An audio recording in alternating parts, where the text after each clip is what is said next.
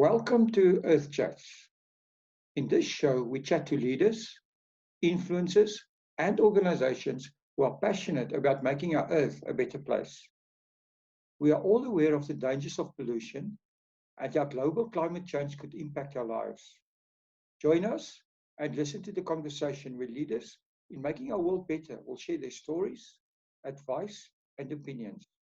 You can find us on YouTube, Facebook, Instagram TV, Spotify, Google Podcasts, and Apple Podcasts. Make sure to join us and let's take hands to save our planet and make our world a better place.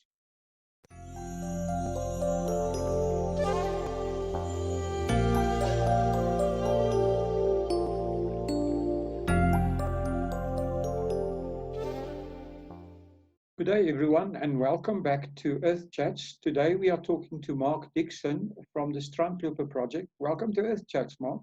Hi, William. Thank you very much, and thank you for having me on Earth Chats. It's a pleasure.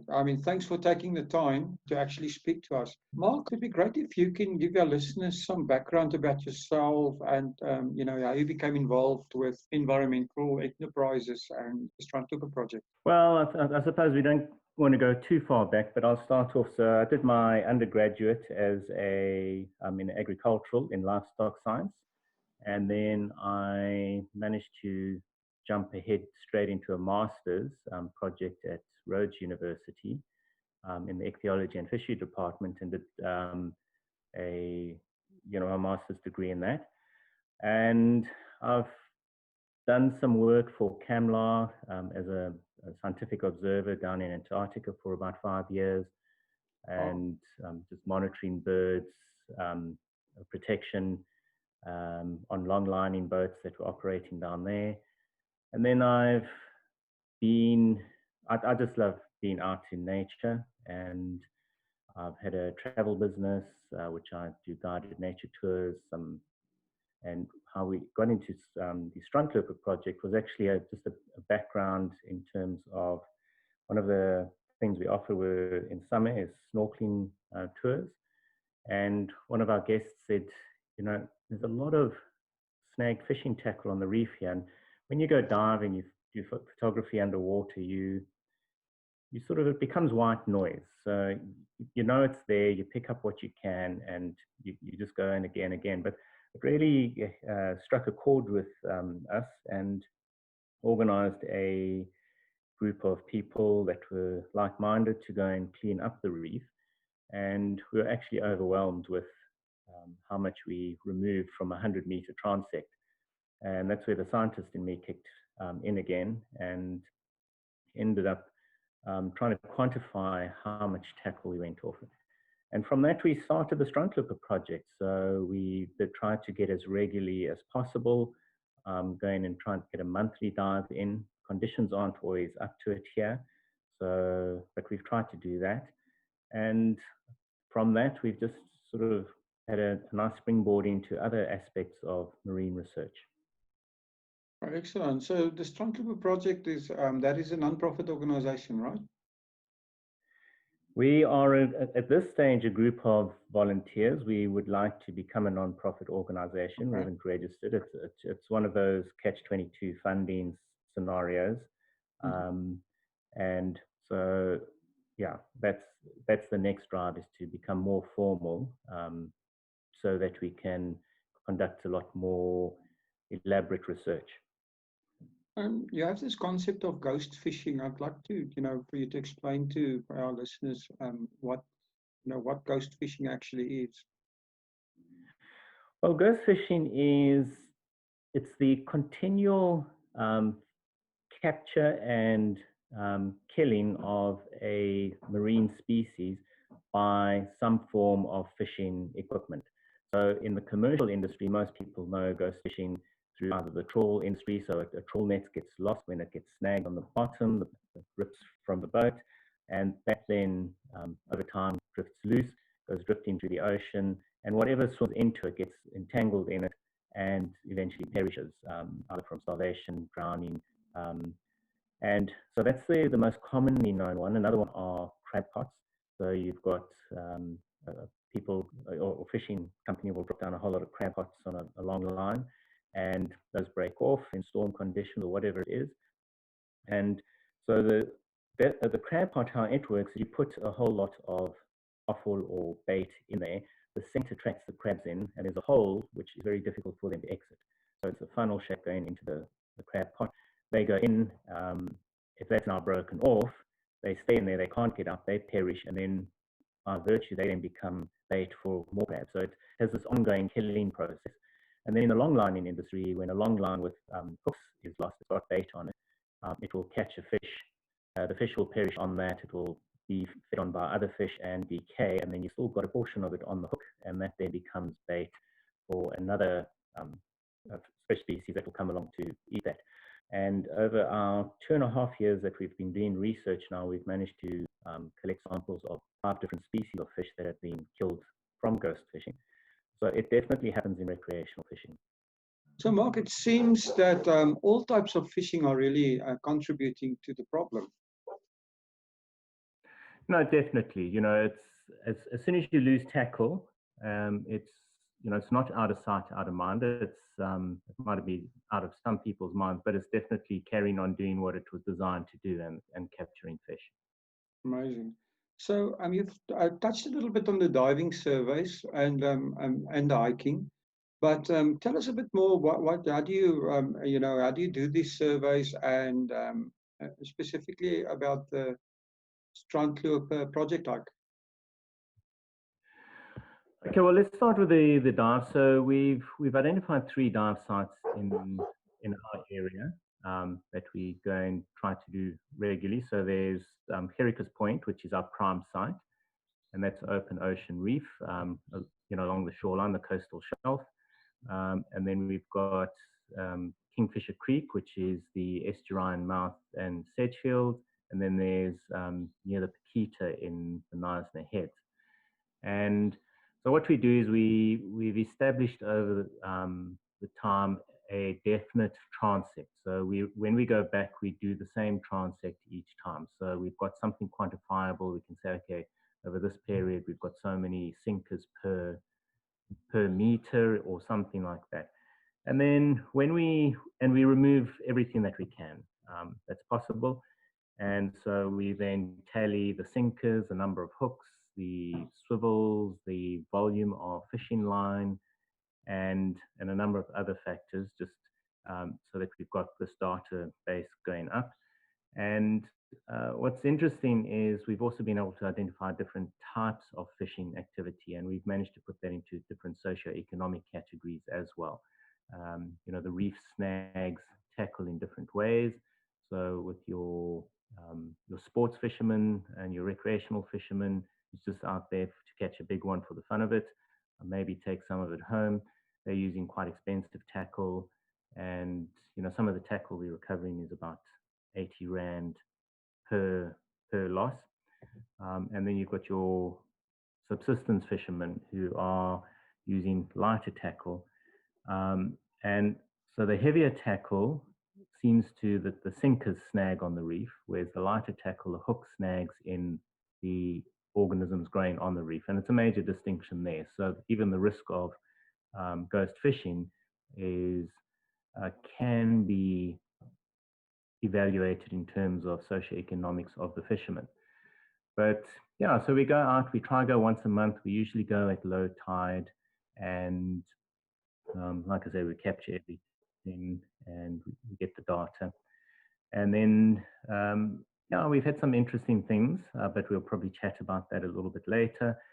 But yeah, in terms of the hike, so once we had accumulated about a year's worth of data, we realized we need to have this in context with the rest of the coastline, and we wanted to see what was in place. And Garden Route or the Southern Cape's got a beautiful coastline, and we decided we would love to go from Nature's Valley to Blombos, but we couldn't do it all in one go. It's close to 400 kilometers. So in 2019, we did a expedition from Blombos and to Wilderness, which was just over 210 kilometers, and we did that in 11 days. And we collected a huge amount of data, so fishing debris, and then as well as plastic, washed up plastic debris on the beaches. And got some valuable information from that. The main one is you could see the distinction where you have regular public access and as to the amount of plastic pollution on the beaches, as well as when you have got a marine protected area and the type of commercial fishing debris that's on those remote areas. So yeah, a nice balance, and it allows us to take our transect data and be able to look at how that fits into the overall picture. Oh, awesome. And the Strandloper hike and the hikes? Well, so that the expedition or the hike that we did, that was, you know, we did one in May. We're busy planning our next one for October. And so the May one, as I mentioned, was from Blombos through to Wilderness. And then the one in October is going to be from Nature's Valley back to Wilderness. So about 185 kilometers or something like that along the coastline. Oh, that sounds awesome. So results from these surveys, right? I'm thinking about, were there anything surprising in the results? And then my other question would be, are there similar projects in South Africa or even worldwide? Because if I think about plastic pollution, you always, it grabbed attention and awareness because of nature programs made about plastic pollution and stuff like that. But I haven't seen anything similar on, fishing tackle and hooks and stuff like that. And do you have an indication of how big the worldwide problem is? So a very simple answer to your question, are there other studies? We've managed to find one study in Norway, which is related to a crab pot. So like our crayfish industry, where you go and put instead of fishing it out, in Norway, you throw a crab pot out and you get your crab. And the reason the study is being done is to try and make sure that every pot has got the individual's identity on. So yeah, long and short of it, not a huge amount. What has happened is Dr. Lowe Claessens from the Knysna Basin Project was really excited about our initial results, and she managed to implement two postgraduate projects through the Knysna Basin Project, researching aspects of that. So it is something that has garnered some interest in South Africa.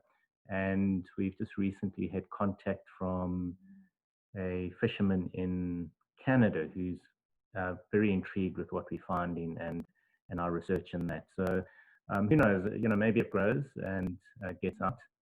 But so that's the nice side in terms of that question. What have we found? So we've noticed some very interesting things. So if we look at the Heracles Point transect, we've had about 20% of all sinkers and tackle that we've recovered coming off one particular rock in a 100-meter transect. So, wow. So that rock's about 2 meters. It's got a circumference of about 3.5 meters, and it's getting a huge amount of tackle. So, luckily the fishermen have listened to us, and we've seen a huge decline in the amount of tackle that we get off that rock. But it just shows you that choosing your location where you're going to cast is actually vital if you want to not lose your tackle and save yourself a bit of money, but also protect the environment. So the next component that we started picking up was that in the high cast zones, a lot of the reef is being damaged by the line, both in the recovery process and in when it's just waiting and drifting there. So you're getting your algae getting scraped off. You don't have any of your marine invertebrates growing on that. So you get these relatively barren sections of reef in the areas where the high cast zone is.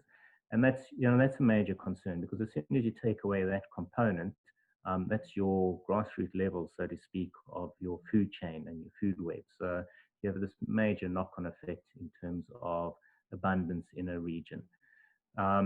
So we've noticed that, and we're busy doing studies and monitoring that. We're using fixed point photography to monitor that. And then we also started getting an idea that there was a component of lead poisoning. And this is something that's, sort of hinted at in one or two places, but it's not something that everyone knows that lead leaches. I know we think it's an inert metal, but it does leach. And we think, well, it's a big ocean and it's going off. But we've actually noticed in areas where we've had these high accumulations of lead that the particularly algal life, but the invertebrate life around those accumulations of lead is also depleted. So we suspect that there's lead poisoning, and it's coming with trials on how to do that. So there's trials where you can look at the leaching rate, but we also need to have a trial that can identify particularly that section of the reef, the organisms have been killed by the lead. So that is also a very interesting one that we found, and it's ongoing research is covering that. We're very fortunate in that we found two potholes in the reef next to each other, about 6-7 meters apart, and the one was filled with exactly 100 pieces of lead sinkers. Wow. And there was nothing in that particular pothole. It was barren. And obviously there was a bit of agitation, as the current comes in, the rolling effect of the sinkers. But we also suspect it's a lot to do with the quantity of lead, just killing that off, because the other pothole was flourishing. It was just absolutely amazing. And so we're also doing a series of fixed point photography there, and we are, we've obviously removed the lead, and we want to see how everything grows back at the rate of it, and that's another exciting one. And then I think our other exciting thing that just happened by chance was we started doing fixed point photography, and we took a photograph in a particular rock pool. And I kept on thinking, well, there's something different here, because we were actually trying to capture the fish. So it was more of a baited remote underwater video, and to get the size of fish in the area and the population densities and that, and different species. And it kept on nagging me. I went back to an archival photo from 2014, and I saw that we had this huge amount of coral growth. So that's quite an interesting one. We've seen the transformation in certain sections of the reef, and we're trying to now evaluate what that is. How do you actually, you have these photographs, and I assume you also take videos and stuff, and you have the survey results. How do you go about in actually publishing these and getting the story out? So we focused on getting our story out through social media. I mean, it's a very powerful trend, and lots of people go for that. So we've got all the platforms: a Twitter, Instagram, a YouTube channel, and a website, and even blog posts. So we are looking at publishing something, more in a scientific journal, as well as we get our data from that. But yeah, I think we're very fortunate. Locally, we've got a good following with both fishermen and conservationists. Interestingly enough, some of the best response we've had has been from fishermen. They quite like alerting them to what it is, and we've seen that a subtle transformation in tackle setups, particularly amongst the recreational fishermen. But we hopefully get things growing, and as it becomes bigger, and we the next phase is to get sufficient funds in, like the lead testing for lead poisoning, that sort of thing. We'd love to do water samples. From our hike, we published that. We went through 2 consultancies, so we submitted 2 reports, one more technical than the other, to the 2 consultancies. Those are loaded on our website, and it's an indication of what we found and what potential mitigating procedures should be implemented in the future. Yeah, there's a lot. There's a lot we can do, and obviously it needs some growth within the Strandloper Project to be able to facilitate all what we do. So it's a hobby that's actually got a lot of information that it's providing. Apologies for the short interruption, but I do need to mention something. We really need to raise awareness about the dangers facing our environment, The Earth Chat podcast was started as a campaign to bring people together to save and protect our planet for generations to come. To make it easier for everyone to access our content and the advice shared by leaders in our mission for a better world, we have created a new website where you can access all our shows and featured articles. Visit us today on earthchats.bitmedia24.com, where you will find loads of interesting and insightful information, as well as tips and ideas of how you can participate in our mission of a better Earth. Here is that link again, earthchats.bitmedia24.com. Now, on with the show. Are there ways to make fishing more sustainable? We've had a retired engineer in Sedgefield, who's he's designed a series of half-ounce and 1 ounce sinkers and he makes them from stone. So they are natural, so if you lose them, it's not detrimental to the environment as a piece of lead is. In terms of the monofilament, I think, the first thing is, I'll give you an example. We went in just after December and we went to our big rock that catches, and there were 6 of exactly the same sinker right next to each other. And, what it indicated was that and they were brand new sinkers. So this person had actually gone into the shop, and I suspect he was somebody from our country, and gone into the shop, bought the sinkers, gone down and thrown them in. If after the second sinker, the fisherman had realized, that's maybe not the place to be casting my tackle, and would have saved 4 other sinkers. And I think this is, what you have to do. There are popular places, you do get fish aggregations, and that's why people are going there. But, it's looking at your method of tackle setup and how you want to catch those, your target species. So some people are very keen on using spoons, and because that's above surface, but you're targeting certain fish like your leer fish and that. So I think it's being more aware. Having a grapnel sinker on a rocky bed is not a good idea. And so we've over 20% of our sinkers that we recover are grapnel sinkers. So maybe reconsider using grapnel sinkers. They're fine for sandy bottom, but definitely not for rocks. Awesome. So, when you say this, I'm thinking about, what would the role be, or is there a lobby movement maybe for legislation in changing what can be used by fishermen, and also, maybe a system of licensing that can pay for some of this research or something like that? Has that been something in your mind?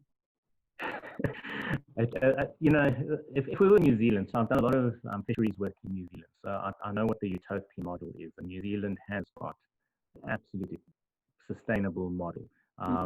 Your fishing permit is expensive. So I don't know if you recall, about 4 years ago, DAF was going to increase the fishing permit from 99 Rand to 399 Rand, and there was absolute uproar across the country. There was petitions from across the socio-economic spectrum because of the immense expense of it. Now, I always say, if I had to go to a restaurant and purchase fish, back then it was about 80 Rand for a meal. Now you're looking at about 120 Rand. And I'm not talking about takeaway fish and chips. I'm talking about, a sit-down restaurant and that. Even a takeaway fish and chips is anywhere from 40 Rand to 50 Rand. So let's take that model there. You just have to go and have 2 portions, and that's your license for a year, used up. So to be able to go and catch fish on a daily basis for 99 Rand is actually, it's for nothing. Most people are throwing away more than that in tackle per weekend. So it would be lovely because it would increase our monitors and law enforcement of our permit restrictions. And but yeah, I mean, that's the utopian. You'd have people getting checked more often. You'd have gear being checked, and people would probably be a lot more conscious instead of that once a year fisherman, he comes down on holiday and the line's been sitting in the storeroom for a year and slowly perishing, and he comes out and it breaks off because it's poor quality, instead of him having disposed of that.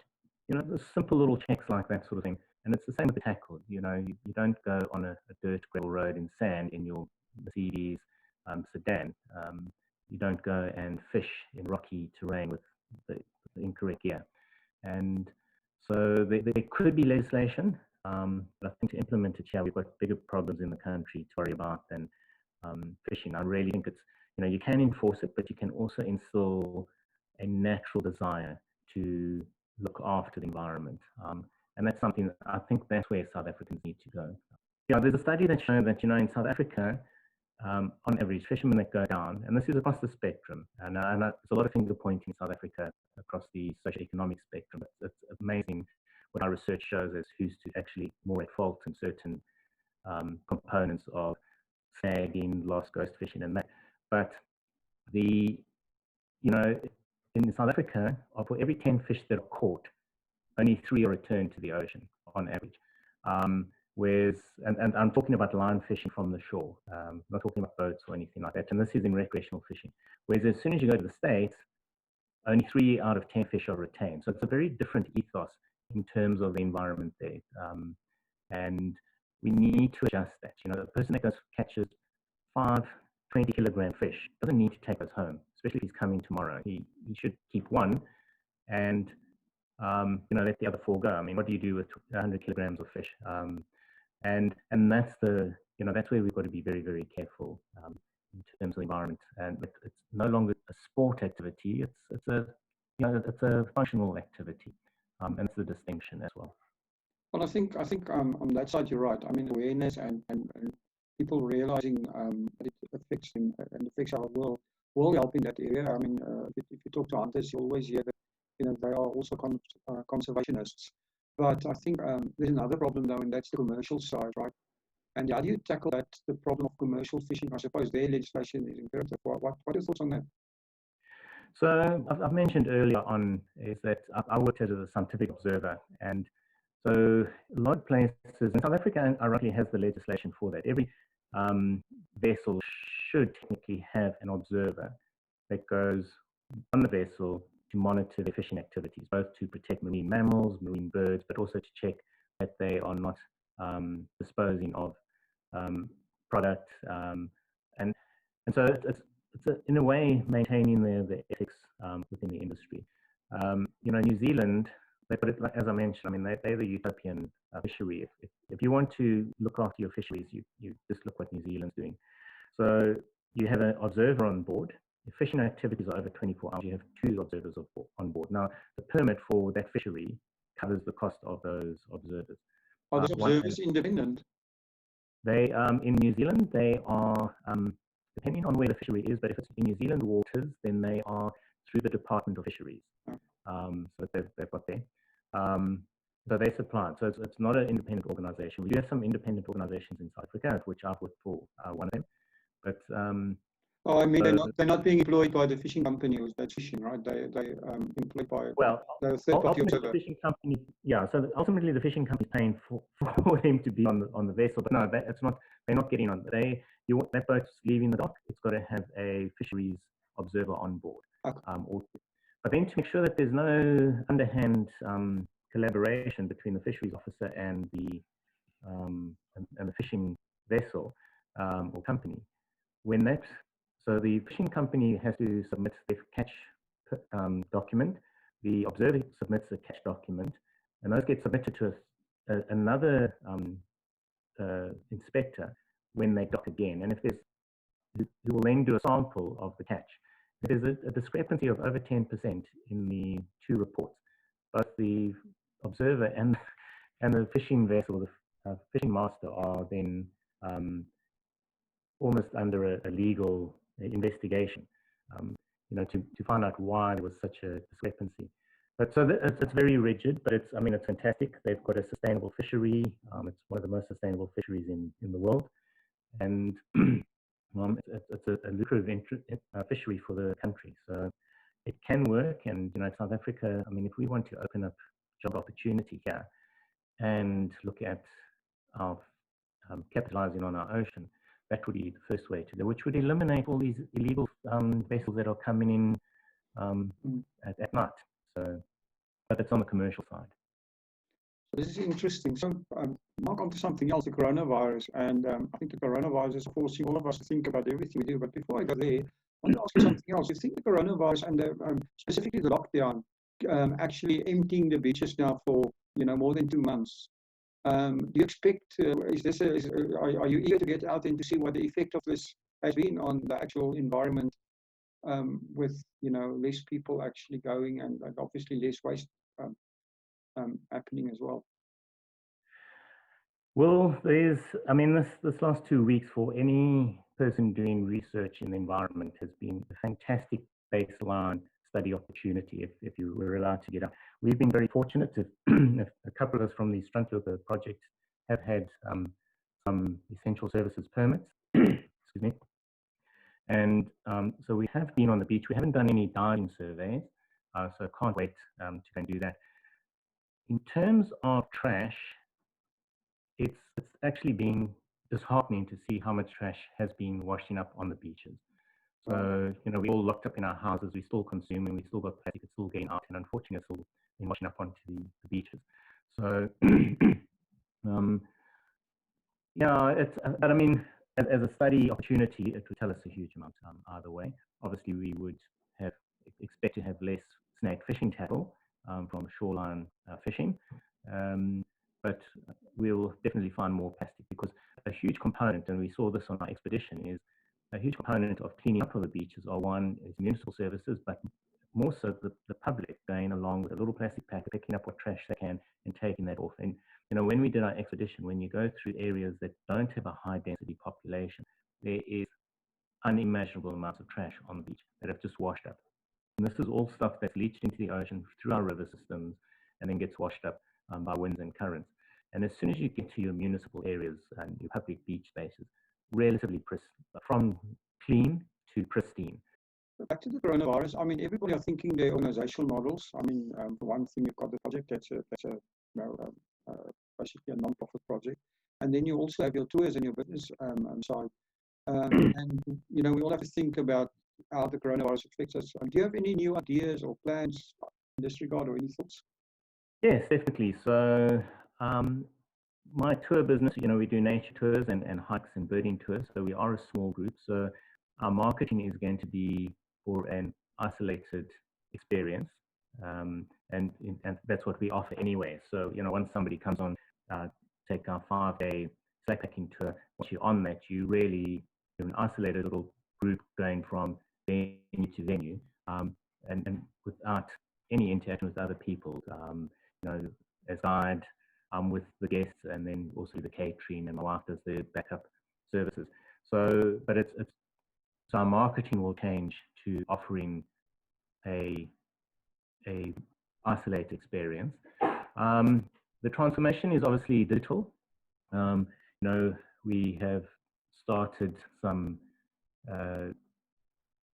e-learning platforms, sharing our nature experiences as well, and some of our research.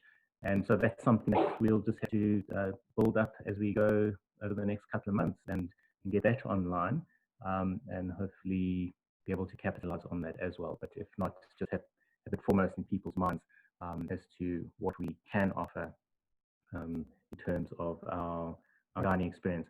For the Strandloper project and our research, we are volunteer-based at this stage, and we'll just have to make sure that our volunteers are healthy. We do dive, so most people are, you're underwater. If you're not feeling good, you're definitely not going to be coming diving. But yeah, we're out in the ocean, and it's a healthier place, I think, than going shopping mall. That's for sure. So, Mark, if people are home sitting there and they're thinking, oh, I want to get involved or want to contribute or donate or sponsor, how can they do this? Well, I think the first platform would be to visit our website. We've got our contact details there, so the email address and my personal telephone number, and they can then contact me, and we can discuss how to do that.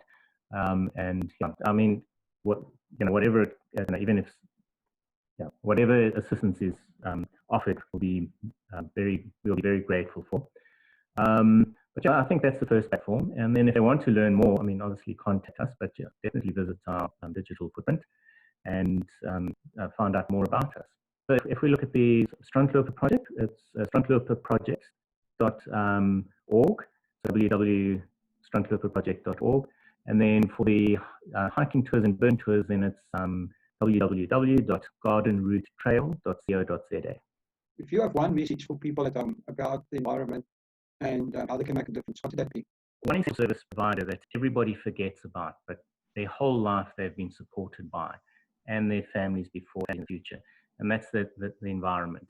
And I think we have to be more cognizant of that essential service. You know, it provides us our oxygen, our water, our temperate climates, and that sort of thing. And be cognitive of what you use and what you do. Think what happens when I let go of that container, wrapper, or whatever. What is going to happen to it, and what's it going to do to the environment? It doesn't just disappear in your dustbin and never to be seen again. Where's it going to?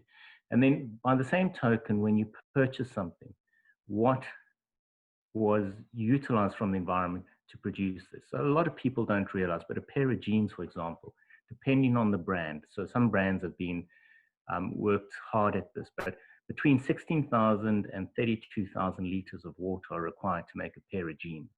Now, you know, if predictions of going into drought are big and real, you shouldn't be having a pair of jeans for every other day. You know, it shouldn't be a fashion item. You know, be cognitive of the impact it has on the environment. And it doesn't matter what it is. You know, just rethink your use and the impact it's going to have on the environment. And then so that we'll always have those essential services provided to us. Mark, that's awesome advice. Thank you very, very much. Thank you also for spending the time. It's been a pleasure talking to you, and I'm sure our listeners will find this interesting. No, well, I hope so. And yeah, thank you for the opportunity. And yeah, maybe we get a chance to chat about something else in the not too distant part or future, should I say. Yeah. Thank you for listening to today's show. We are grateful for everyone listening to our podcast and appreciate your interest in saving our planet. Please be sure to subscribe and follow us on the links below. It would also be extremely helpful if you could share the show and all your links with your friends and family. Bless all of you and bless our earth.